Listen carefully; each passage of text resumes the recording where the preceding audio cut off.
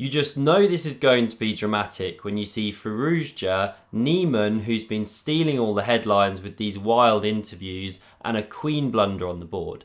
Now, the annoying thing is that the game's disconnected partway through this third round, so the moves aren't complete in the Lichess database nor in chess.com. So I'm going to bring you the moves, the dramatic final moves that led to the queen blunder. But first I'll show you the second game that Alireza played against Hans. Alireza had white, then we'll go on to that dramatic one. And before I show this game, quick shout out to Niemann Queso. Thanks very much for joining the channel, and do drop me an email and we can analyse a game together. And if you're interested in joining the channel, getting a bit more interaction, then do consider it. Check out the membership part and all the perks that come with that.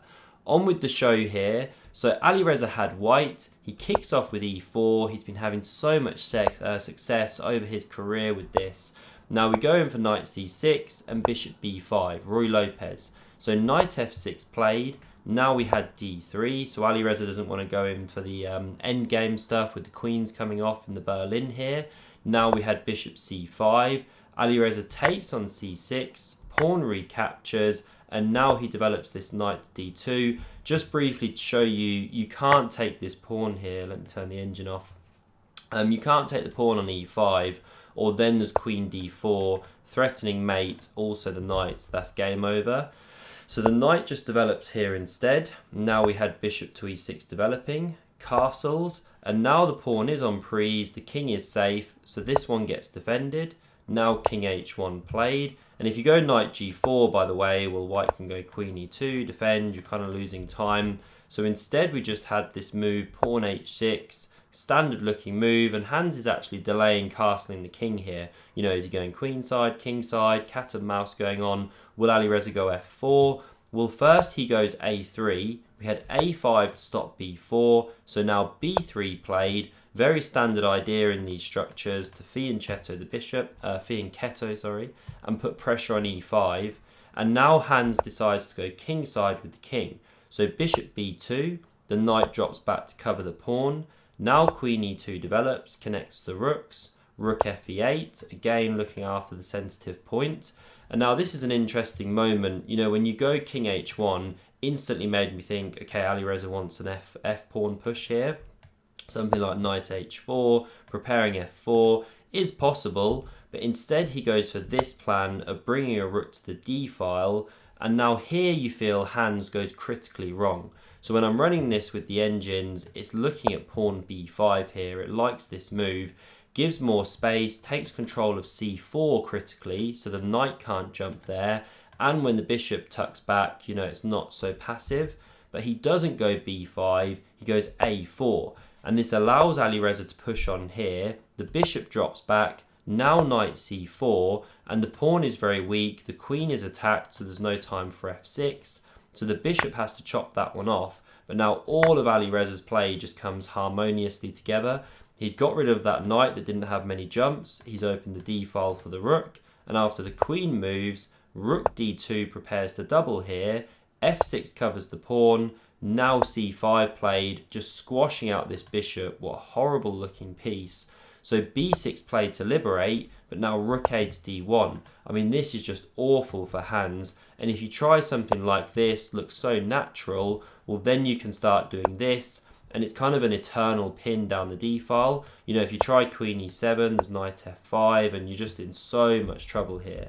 So that's why the knight actually moved off the file. Now we had takes on b6. Bishop recaptured, excuse me. Now the knight came to h4, and now c5 from Hans here. He doesn't want Alireza to get c4, c5, so he looks to liberate, move one of these doubled pawns here, but Alireza doesn't want to kind of let that bishop out too easy, so he goes b5. Now you can kick on immediately with c4, but it's not so great. I mean, you open the bishop, yes, but then rook d5 just squashes the connection here. Rook d5 squashes the connection of the queen on the pawn, and you're losing a pawn basically. It's just pretty awful. So king h7 was played instead. Now the knight came to f5, and now this one could be coming out here. Looks very dangerous. So queen f7 tucked back, covered this square, and now bishop c1 from Alireza. Great positional awareness. You know, this is biting on granite here. So he tucks back and he's looking to actually start attacking the king. So h5 was now played, kind of anticipating those threats on the h6 pawn. Rook d5 now came anyway. Now we had pawn g6, kicks this knight, it jumps into h6 here, queen has to move, and now g4 from Alireza. Vamos, let's get those pawns going, rip open the king, and if you capture here, you can go with queen or knight as a good move. For example, if you go with queen, there's all kinds of ideas of this and this. You can never block with the queen. The rook's coming to the 7th in many lines if the knight moves, so it's just awful stuff. Knight e6 was tried to give some counterplay in here, but now you give up on the 7th. You've left d7. So we had takes on h5 from Alireza. You're also losing a pawn here if you recapture. This is horrendous. So instead, knight d4 was tried. Now takes on g6 with check. The queen recaptured. Rook d7 check played. And after king h8, queen e3 from Alireza, this was the final move. Here, Hans resigned. So why did he actually resign? Well, it's pretty hopeless to try and defend this. I mean, the queen swinging across here. You've got threats of knight f7 check. I mean, one line I was looking at, say you try something like this to cover the f7 square, well then this rook can come to g1. Queen goes somewhere, I don't know, say h5. Now you can come down like this. You know, absolutely awful. It wasn't a premature resignation. So Alireza took this first game. Now, if I come over here, sorry, this was the second game. They drew their first game. He won this second. Then we come on to this dramatic, whoops, sorry, ignore that position. Then we come on to this dramatic third game here, and we're picking it up from move 37. So the disconnection happened after this check. Hans blocked with rook f2. Now, earlier in the game, Hans had this big centre with the white pawns, but Alireza kind of clung on, found some great counterplay with some knight g4 check stuff, opened up the king after this h-pawn captured, then he checked down here, the king was on h2, picked up a knight on g3, and the whole game just blew open. So we reached this position here, black's got the extra pawn, and they've got the better looking bishop really here, plus this absolute thorn in the side. But black's king is stumbling a bit. You know, the f-file's open, h-file is open, so it's still tense and tricky.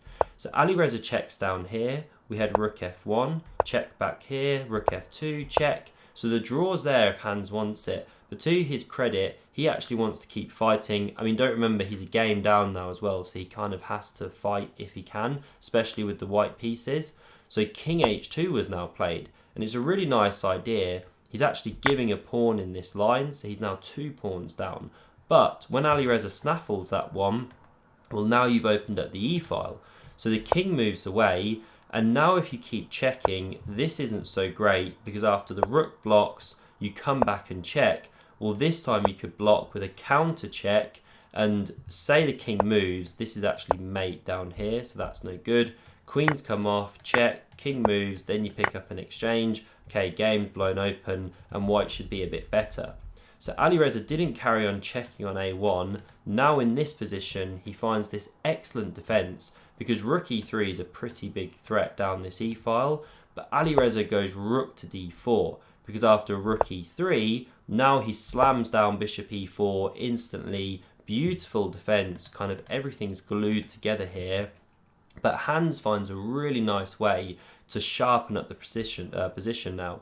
So he goes rook to f1 to start with. He clears this square for the queen. So in some lines it's coming there to add pressure here.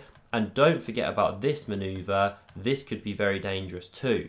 So Alireza goes king f8, best move. He tucks off that dangerous e-file. And now bishop g6 was played. Really nice stuff, attacking this pawn. Of course, you can't take with your own bishop. You lose your queen. There's just pins everywhere in this position. You can't take here. This is pinned. So you can either go... What was the line here? I've lost my line since I clicked away from games. I mean, rook d7 was what Alireza played. I think he could also defend with the queen in one of these lines. But he goes rook to d7 to cover this move. Good move. Queen f2 then comes. Threatening here, threatening here. Now, d2 is one possible way to sharpen up the position and black remains better. Or you can go queen e6, covers here and attacks the bishop. So now with queen h4, you can pick up this bishop. This is the key difference. But Alireza goes queen to d5. Now he's not on the bishop and threatening it. So now after queen h4, which was played, this is completely different story. Very dangerous for black. How do you actually parry all these threats? Now the only way to do so is with pawn to d2. The game remains roughly level here. Let me just flick on the engine. But yeah, this is what I thought. It's the bishop dropping on e4. So white's going a piece up. But there's this dangerous pawn for counterplay here. And I won't keep going on the whole line. Alireza didn't go d2. He went queen c5 here. Now he's looking for some tricky stuff around this pin down here. So that if this rook ever moves, you know, he's got this one pinned, or if this one moves, could be moving away with check. So say something like this, I guess, you open up the check, you win the queen. I mean, Alireza's just got seconds on the clock. This is where he's really struggling. But we didn't have any of that. Hans finds a good move. He takes on e4. He could have also started checking here, by the way. This is very, very strong as well. And then you crash through down here. Say king d6, queen b8. The attack just absolutely rages on. I won't go through all the lines, but as you can imagine, with all these pieces in the attack, king staggering, this is just hopeless, completely doomed. But he didn't do that one. He took on e4. Also a good move. But after king to e7, terrible move by Alireza, but he didn't have many good moves. Well, here Hans misses, you know, a number of wins. So he goes bishop f5 check first. So this bit's fine, sorry, this is okay. Now the king moves away. But here he misses just a number of good moves. I mean, you can check down here, for example. And after the king moves away, let me turn back on the engine here. Yeah, you can simply actually capture this rook on d7 here. Because say this one comes back and recaptures, this maybe looks scary, you know, it's pinned, but you can actually just come across here, queen e8, hold that one. None of it's any good, basically. I mean, white's just a clean rook up here. So yeah, you can capture this one here, absolutely fine. So this is the whole queen h8 check line. You can also just go queen h3, all this kind of stuff, right? But after this move of bishop f5, king d8, Hans doesn't play any of these good moves. Instead, he takes the rook straight away. So he chops on d7 here, just completely forgetting that he's leaving his queen on prise. And you should have seen his face. He's just absolutely flabbergasted. And all you can do is laugh in that moment because you just can't believe what's just happened. Alireza's kind of shocked as well. Says afterwards in an interview, okay, I got a bit lucky today. So that's how the game ended. Alireza wins it. He wins the match 2.5. Hans gets a half point. They don't play the fourth game. So that's how it ended here. Now I can see that Magnus is still playing against Jan Krzysztof Duda. That one's very tense. Magnus needs to win on demand. So I'll check back in on that one. Who knows, we might be going to some tense blitz playoffs. Anyway, I hope you enjoyed this video. Do subscribe to the channel if you never want to miss a future one. Consider membership if you'd like some interaction with myself. And if you want to see another amazing game, I'll link that one on screen now. An Alireza game coming up here if you want to check that one out. Thanks a lot and see you soon.